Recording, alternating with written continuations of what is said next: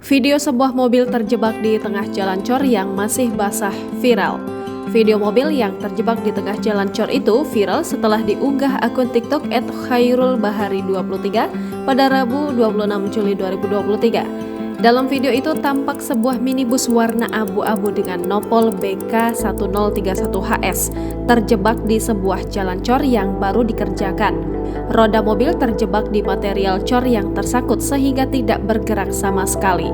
Pengemudi mobil terus berusaha menginjak gas hingga keluar asap, namun mobil tetap tak mau bergerak. Sedangkan seorang pria nampak menarik tali yang dikaitkan di bodi mobil di bagian depan. Mobil itu sendiri nekat melintasi jalan cor yang sedang dikerjakan, padahal di sisi kanan jalan yang belum dicor dan masih bisa dilewati.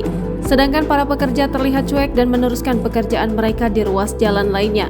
Video ini pun mendapat banyak komentar dari netizen. Belum diketahui pasti di mana video ini direkam. Namun, jika dilihat dari akun pengunggah berasal dari wilayah Rokan Hulu, Riau.